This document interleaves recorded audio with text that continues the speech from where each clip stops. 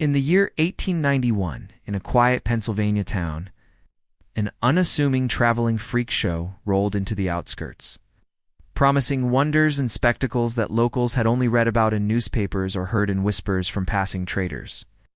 Posters plastered across fences and storefronts boasted of bearded ladies, conjoined twins, sword swallowers, and men with extraordinary strength, luring curious townsfolk to the large, weather-worn tent. It was an era when freak shows were both a source of fascination and unease, a place where human oddities were paraded as entertainment. The rickety wooden wagons and faded banners of this particular show didn't stand out from others of its kind. But there was an unshakable feeling among some that something was off. Behind the scenes, the performers rarely mingled with locals, their brief appearances in town marked by a haunted look in their eyes, as though their smiles were rehearsed and their gestures measured. The discovery began with an accident. A young stable boy, tasked with helping to unload feed for the animals, noticed a strange sound beneath the main tent, a faint rattling of metal that seemed to come from underground. Thinking it might be part of the show's equipment, he traced the sound to a trapdoor hidden beneath a layer of sawdust and old carpets. The boy's curiosity overcame his fear, and he tugged the latch until it creaked open, releasing a waft of damp, stale air. A ladder descended into darkness, and with only the light from a nearby lantern, he took a few steps down, calling into the void. What answered was not the clank of tools, but the muffled, desperate cries of people. Alarmed, he ran to fetch the local constable, who returned with a small group of townsmen. Together, they descended into the hidden basement, a cramped, low-ceilinged space carved crudely from the earth beneath the tent. There, in the dim glow of lantern light, they were met with a scene that froze them where they stood. 17 individuals, all in various states of physical abnormality or disability, were shackled to the walls by rusted iron chains. Their clothes were tattered, their skin pale from lack of sunlight, and the air was thick with the stench of neglect. Some looked up with hope as rescuers entered, while others recoiled, as though unsure if these newcomers were friends or more captors. The chained performers included a man of towering height, his spine bent from crouching in the confined space, a pair of sisters with conjoined torsos who clung to each other for warmth, a woman whose long hair covered her face entirely, and a young boy no older than 10, whose limbs were twisted by a congenital condition, and who could barely move under the weight of his restraints. Each bore marks of abuse, bruises, scars, and in some cases, open sores from the constant friction of chains against skin. Their voices were weak, some speaking in accented English that hinted at foreign origins, while others could only communicate through gestures. The constable's men quickly set to work breaking the chains, their tools clanging in the oppressive silence between sobs and coughs. The captives revealed that they had been kept underground between performances, brought up only when it was time to perform, and returned to their prison immediately afterward. Food was scarce, usually tossed down to them in buckets, and water came from a single filthy barrel. They had not been paid, nor had they been allowed to leave, their every movement controlled by the show's ringleader and his most trusted handlers. Some had been with the show for years, others only months, but all shared the same story of being lured in with promises of fame and a better life, only to find themselves enslaved. The rescue party was met with resistance when they tried to escort the victims out. Several members of the freak show staff, including the ringleader himself, appeared armed with clubs and knives, insisting that the performers were company property and not to be taken. A tense standoff followed until townsfolk, alerted by the commotion, began to gather in large numbers. The sheer outrage of the crowd overwhelmed the captors, who eventually fled, disappearing into the surrounding countryside. Once freed, the 17 performers were brought into the town hall, where local women provided blankets and food and doctors examined their injuries. The more coherent among them recounted harrowing journeys. One man from Eastern Europe who had been kidnapped while traveling with a circus, another from a poor farming family in the Midwest who had been sold to the ringleader by an unscrupulous intermediary. The youngest among them spoke only of missing his mother, unable to recall how long it had been since he had last seen her face. Their physical conditions varied widely, but the emotional toll was evident in their trembling hands, vacant stares, and flinches at sudden noises. News of the discovery spread quickly, carried by word of mouth, and soon making its way into regional newspapers. Reporters descended upon the town, their sensational headlines drawing both sympathy and morbid curiosity. Photographers attempted to take images of the rescued performers, though many refused, fearing that their likenesses would only be exploited again. Charitable organizations reached out, offering shelter and medical care. But integrating the victims into society proved difficult in an age when physical differences often led to ostracism. Even as the town celebrated the rescue, there lingered a dark realization that this was not an isolated incident. Whispers began to circulate about other traveling shows using similar methods. Their victims hidden away until needed, their suffering invisible to the paying audience above. Authorities across the state were urged to investigate, though many shows managed to slip away before any real action could be taken. For the 17 who had been freed that day, the road ahead was uncertain. But the moment of discovery remained etched into the town's history. A chilling reminder of what had been hidden just beneath the surface of entertainment's glittering facade. When local authorities descended into the basement of the Pennsylvania Freak Show in 1891, they were confronted with more than just the sight of human beings chained to the walls. They found undeniable proof of a system built on cruelty, exploitation, and deliberate dehumanization. The space itself was suffocating, a low and narrow pit dug beneath the main tent, lit only by a few guttering oil lamps that cast flickering shadows across the dirt floor. The smell was overwhelming, a mix of human waste, rot, and unwashed bodies that clung to the air like a physical weight. Each chain was bolted into the wall, the iron links heavy and rusted, biting into raw skin where they had rubbed for weeks, months, or even years. As officers moved cautiously among the captives, they began to take note of their conditions. Most were severely malnourished, their ribs jutting through thin skin, their cheeks sunken and hollow. Many bore scars that told of regular beatings, while others had untreated infections and wounds that spoke of long-term neglect. There was no bedding in the space, only patches of dirty straws scattered unevenly across the floor, damp from the constant seepage of moisture from above. Buckets crusted with filth served as their only means of relieving themselves. The captives' clothing was little more than rags, some still wearing the tattered remnants of elaborate costumes from their stage acts, now faded and stained beyond recognition. Through halting speech, hand gestures, and the few words they could manage, the performers explained how they had come to be in such a state. Some had been born into poverty and targeted by recruiters who promised a glamorous life traveling the country.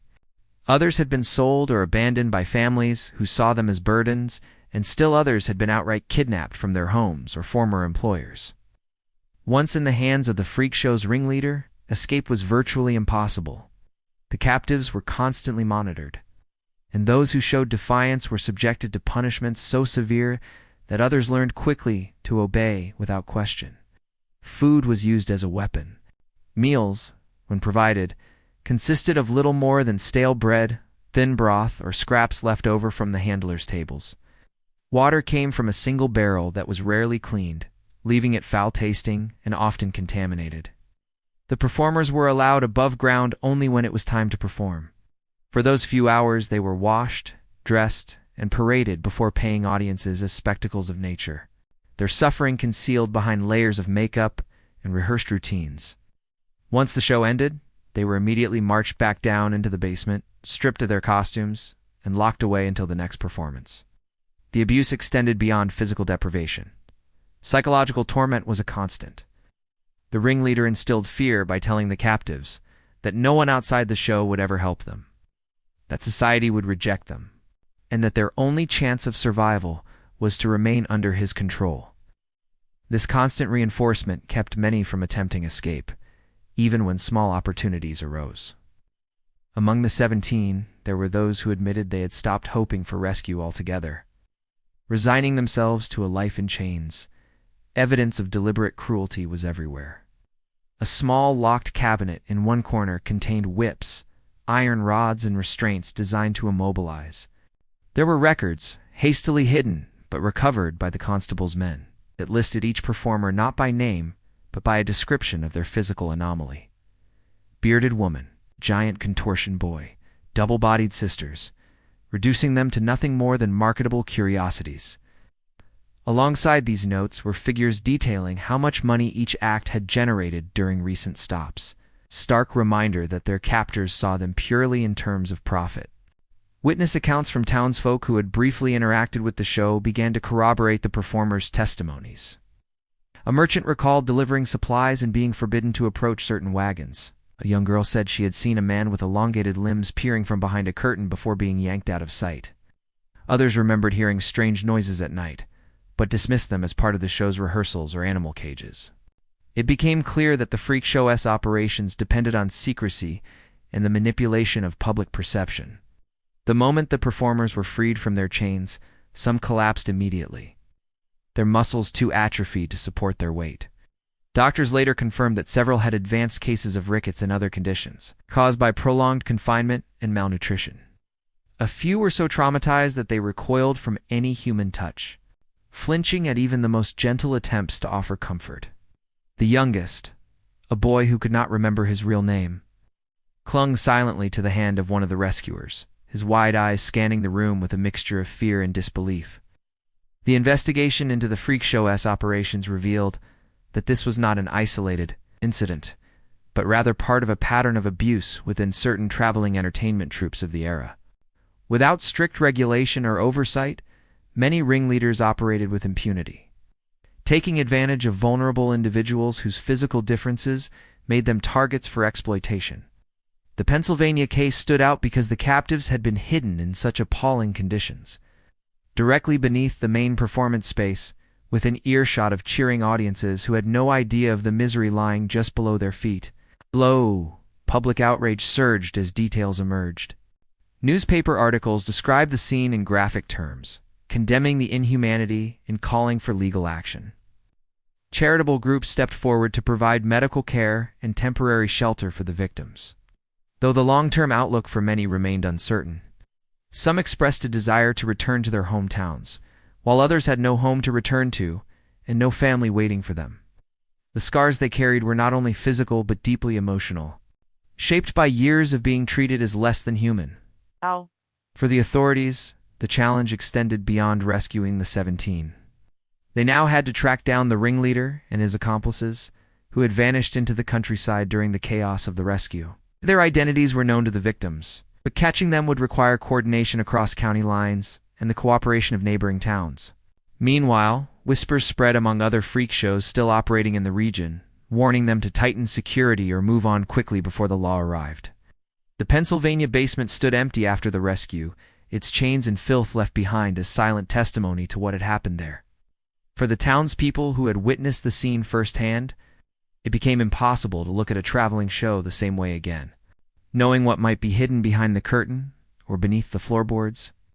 The discovery of the 17 chained performers beneath the Pennsylvania freak show in 1891 sent shockwaves through the local community, but it was the ripple effect that truly altered the fate of the freak show circuit in the region. In the immediate aftermath, the story spread rapidly, carried by word of mouth, traveling merchants, and sensational headlines in newspapers. What had once been viewed as a form of thrilling, exotic entertainment was suddenly tainted with an air of cruelty and criminality. Towns that had previously welcomed traveling shows began to view them with suspicion, scrutinizing their operations and demanding to see where performers lived and how they were treated. The outrage among the public was intense. The idea that human beings had been held in chains just a few feet beneath.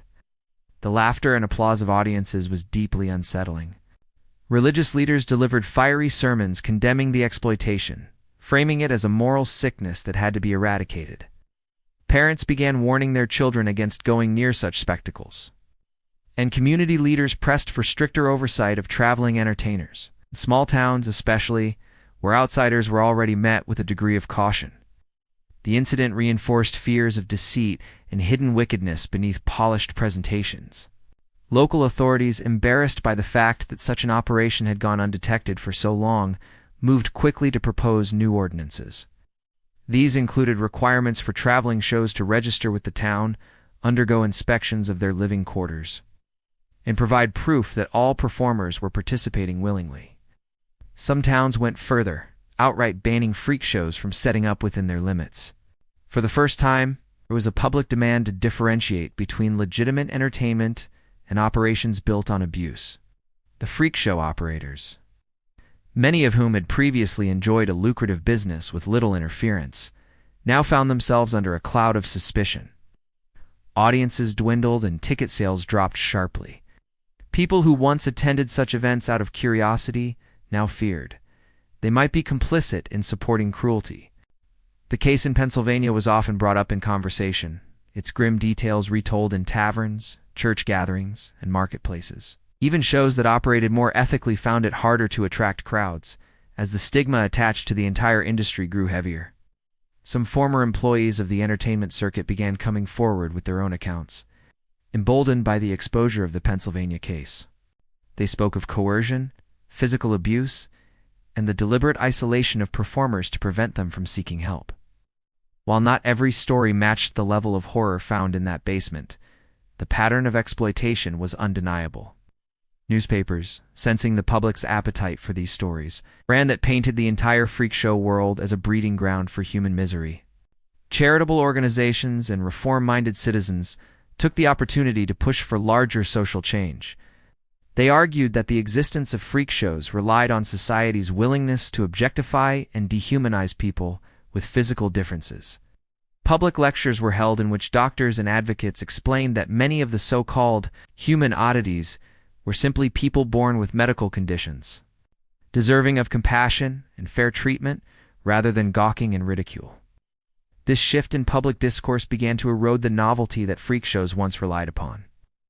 The collapse of the freak show circuit in Pennsylvania was not immediate, but it was steady.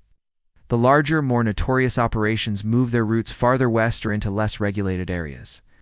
While smaller troops dissolved entirely, the ringleader from the 1891 incident was never captured. But his name became infamous, and his former associates found it nearly impossible to book venues.